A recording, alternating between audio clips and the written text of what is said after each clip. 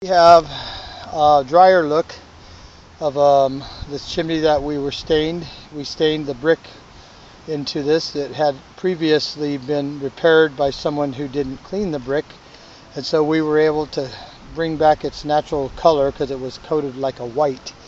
And now what we're going to do is we stuccoed the base, which was brick that was crumbled, and we're going to try to give the same look as up here. We have not yet attempted to do this yet, and so if this turns out something that looks good, there might be a lot of people be interested if they have, say, a plaster inside their house that they want to give like an old Spanish look, maybe for a restaurant or something like that, and or just maybe a stucco with aesthetic look. So we're going to go ahead and see what that looks like. So we have our stain here, and we're going to just take it slow here. And hopefully this will turn out good. I didn't bring a hose up with me, so if I make a mess I might have to push pause, clean up, and come back. So if I sound out of breath, it's because I did all that before the pause time limit ran out.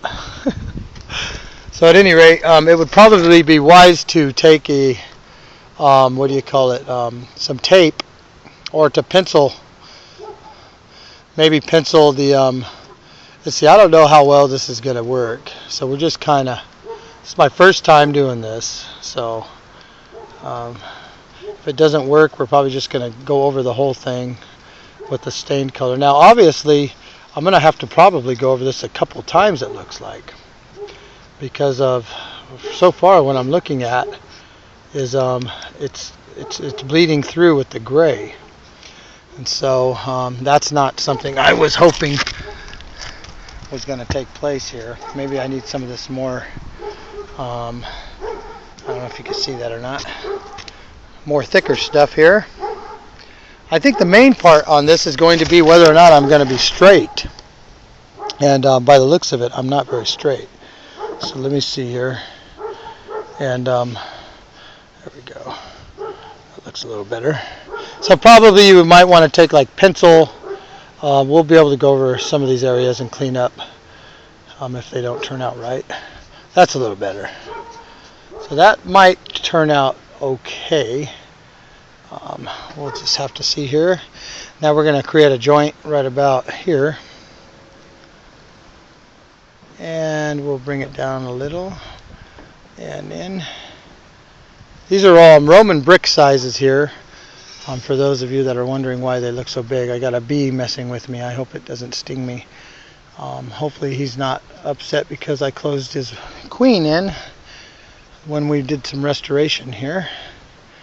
Hopefully he's nice to me. Maybe he thinks I'm going to save the queen and he'll let me live. Who knows? At any rate, these are very long bricks. The old Roman bricks actually came in a type of a cube form. Let's see how I can explain this without using a diagram. But it was like a cube, kind of like a third-dimensional picture you would draw with two boxes. I'm sure some of you know what I'm talking about. Those two boxes would basically represent the third dimension, and then they would draw the lines from the corners to corners. And with all of that, it would give the third dimensional look. And so that's what it looks like. And there's 4 of these, and they're probably about, I'd say maybe 4 inches deep. So you can actually stick your hand in the middle of a long cube, as long as these are. And then they would be scored on the tops, just like a hairline fracture. And then you would take your hammer, and you would actually literally come down with a chisel and a hammer on those score marks, and you would break apart that cube into 4 pieces, and then it will have its split face. Now these aren't actual Roman brick, but they're the size of them. I don't know where he got these. I haven't seen these, but I've seen a bunch around on the ground. So he found a place that has similar type Roman brick. I don't think these are, because the actual Roman brick will have the split face on it. So there's a little history lesson while we're doing it. It seems like it might be turning out okay. Now you got to understand, we probably wouldn't want to do this without pencil first, or my son had mentioned that tape would be a good idea to pre-tape it, but to get tape to stick, it might be more of a challenge. And so here we have just kind of a quick look at what's going on here.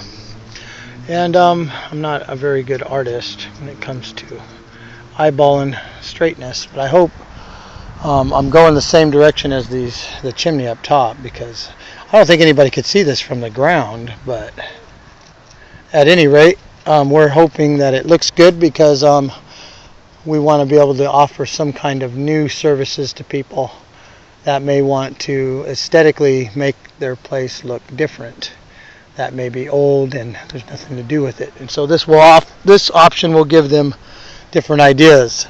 You don't have to do a brick pattern. You can do just a new color, instead of paint.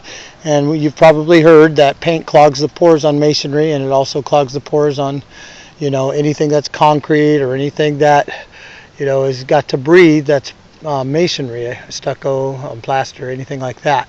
And so you're going to want to make sure that you stain it. And people are just learning this. We didn't know. I mean, it was only about 100 years ago when we came up with Portland. Before that, everything was lime. We didn't learn till later that heated lime makes the Portland. And so that's why you have this white mortar on all the old stuff. And it's not mortar at all. It's actually just lime. And so now they made a white Portland to match that for restoration and stuff like that. At any rate, let's see what it looks like from a view back, and see if we could continue that look. Thanks a lot for watching.